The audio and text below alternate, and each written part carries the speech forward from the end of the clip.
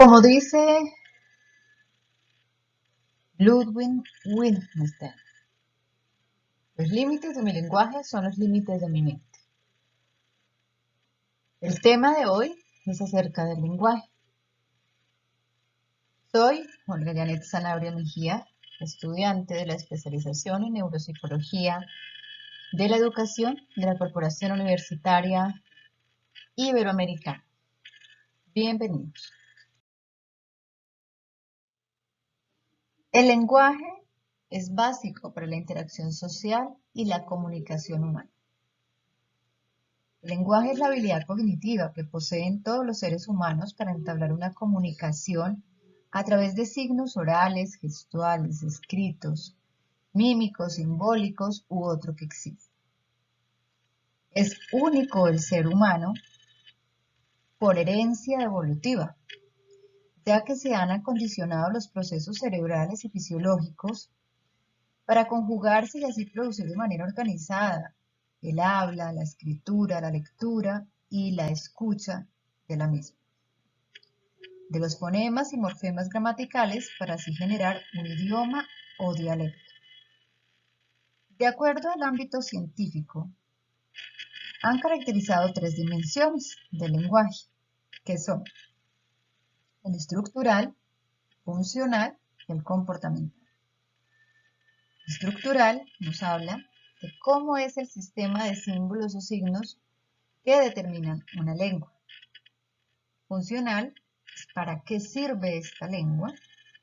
Y el comportamental, cómo se utiliza ese lenguaje para comprender o producir mensajes. En la neuropsicología, el lenguaje se centra en el estudio de las conexiones neuronales y los resultados de estos procesos para comprender la aproximación a los trastornos del mismo. Continuamos con la organización neuroanatómica del lenguaje. Aquí podemos observar el cerebro, en donde se pueden visualizar el área de Wernicke, el área de Broca. En uno de ellos, en el área de Broca, es donde se da el lenguaje expresivo, y en el área de Wernicke es donde se da el lenguaje comprensivo. Aunque también participan otras estructuras como el lóbulo frontal, el lóbulo parietal, el occipital, el temporal, el área auditiva, el área visual primaria, el córtex motor, el giro angular, el córtex somatestésico, etc. Esta organización neuroanatómica inicia a mitad del siglo XIX con las investigaciones que realiza Bouygues en 1825, y él sitúa el centro del lenguaje expresivo en el lóbulo frontal. De allí, Dax en 1836 determina los trastornos del lenguaje a lesiones en el hemisferio izquierdo, luego de que analizara sus pacientes con daño cerebral. Para el año de 1861, Paul Broca presenta evidencias de la afasia, demostrando que los centros del lenguaje expresivo estaban localizados en la tercera circunvolución del hemisferio izquierdo. Seguidamente viene Carl Wernicke y da identidad al lenguaje comprensivo y lo ubica en el lóbulo temporal izquierdo. Para que haya un mejor estudio de estos procesos organizacionales, entonces se ha dividido en componentes corticales y extracorticales. Los componentes corticales los dividen en áreas expresiva y receptiva. El área expresiva está compuesta por el lóbulo frontal,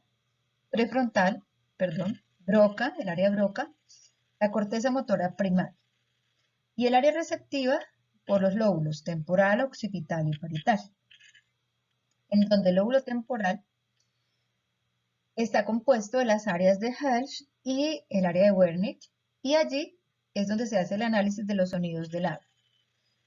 En el lóbulo parietal es donde se integra la información sensorial que permite la comprensión del lenguaje lectoescrito.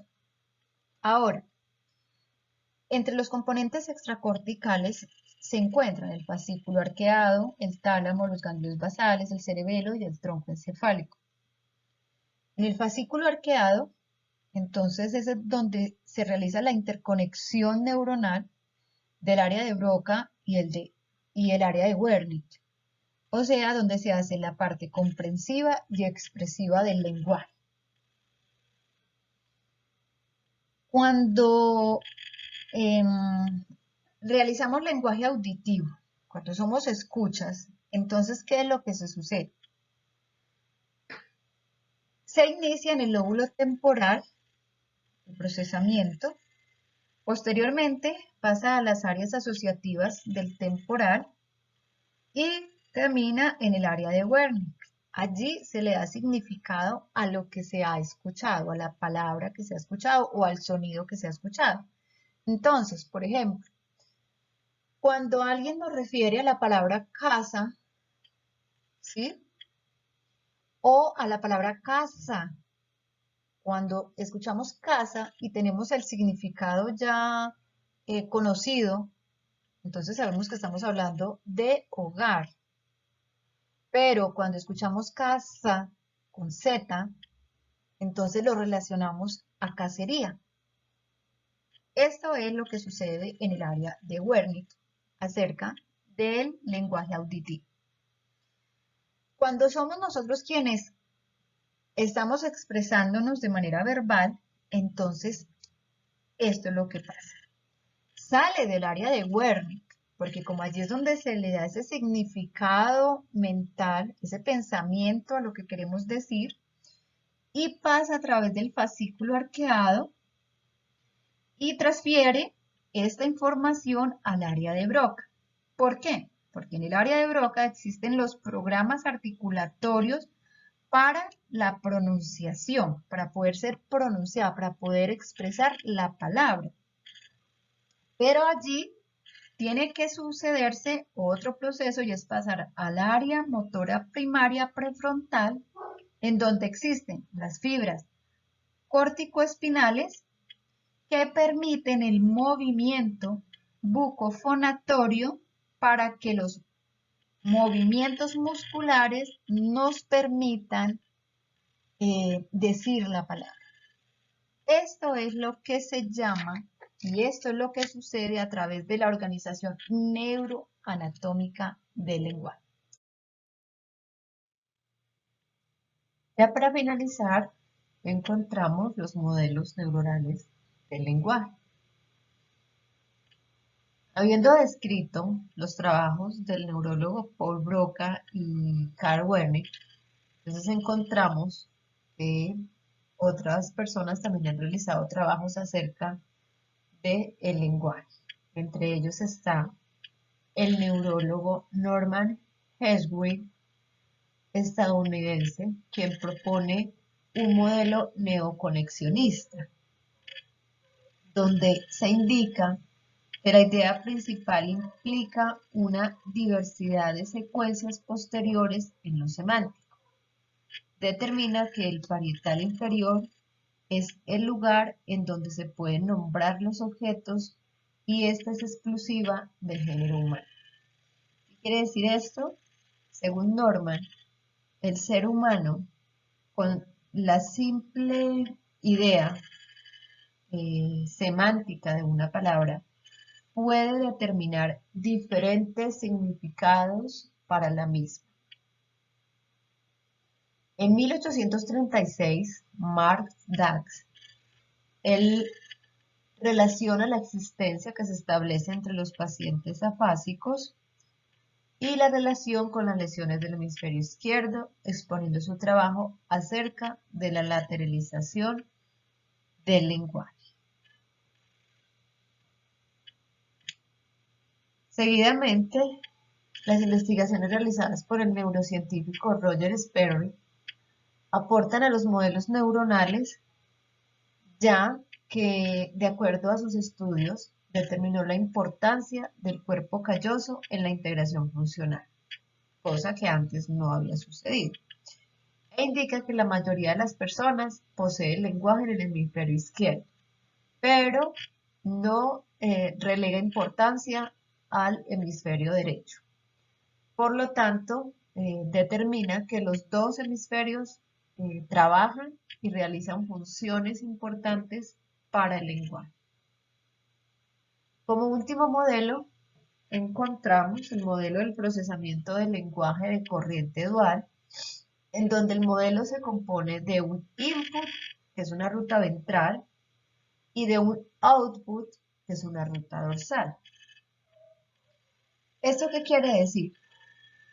De acuerdo al input, que es la ruta ventral, allí es en donde se pueden analizar los sonidos, donde se determina el origen de los mismos. Además se le da identidad y se reconoce la palabra cuando la escuchamos. Conecta la palabra conceptualmente.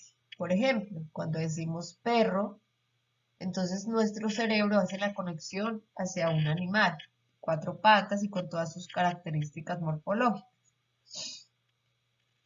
Cuando se habla de la ruta output o dorsal, entonces allí ¿qué se sucede? Esta consiste en articular las palabras y la habilidad de traducir la información auditiva a motora. O sea que esta se trabaja del área de Wernicke al área de Broca. Y así es como se sucede el procesamiento del lenguaje según este modelo teórico.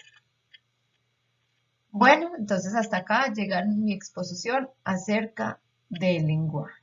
Muchas gracias.